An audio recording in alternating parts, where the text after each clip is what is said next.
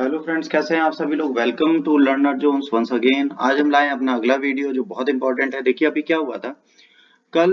Russian foreign minister भी India में थे, यूके भी था इंडिया में, और यूएसए से भी दिलीप सिंह जी इंडिया में थे। तो इन सब ने क्या कहा और क्या होना है।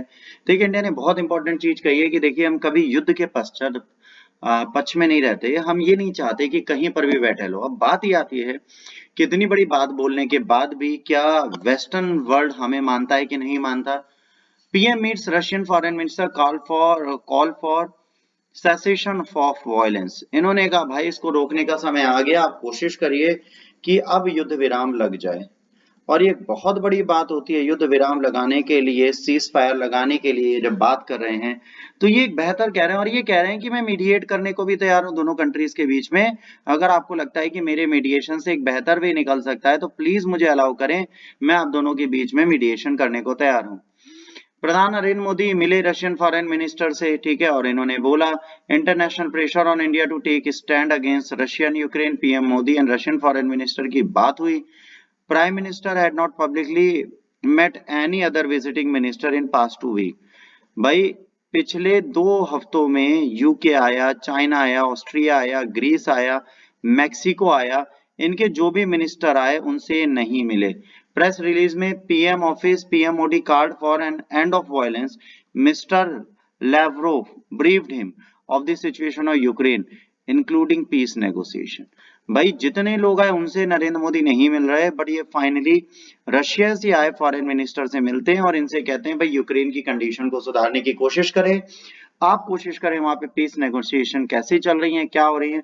इसके लिए सारे अपडेट नरेंद्र मोदी जी को दिए गए। आप समझिए चाइना आ गया, यूके आ गया, किसी से भी नरेंद्र मोदी मिलने को नहीं तैयार थे, बट रशिया के काउंटर पार्ट है उनसे मिले।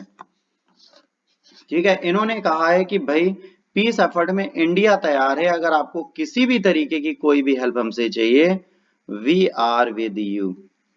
अब ये बहुत बड़ी चीज होती है, आप समझिए इंटरनेशनल रिपोर्ट्स के अनुसार ये बात चल रही है कि इंडिया वेस्टर्न वर्ल्ड की बात नहीं सुन रहा, इंडिया अपने अकॉर्डिंग चलने की कोशिश कर रहा है।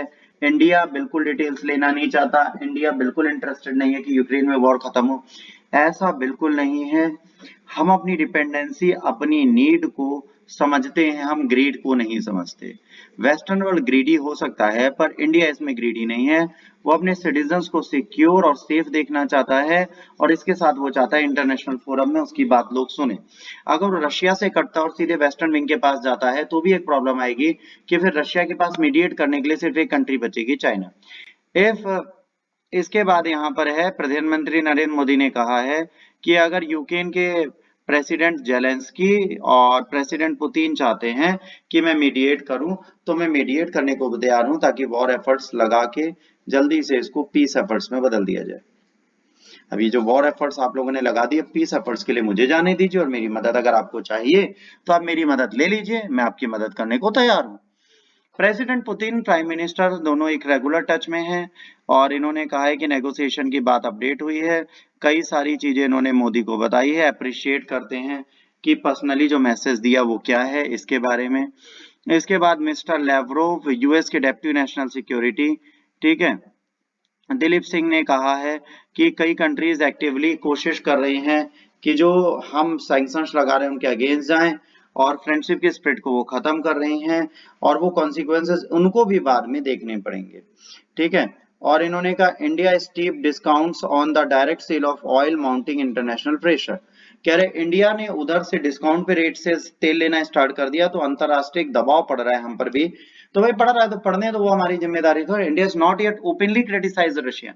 भाई इन्होंने आज तक ओपनली क्रिटिसाइज नहीं किया रशिया, ये भी लोगों को प्रॉब्लम है, और रशिया के अगेंस्ट वोट करने से भी बचती रही है।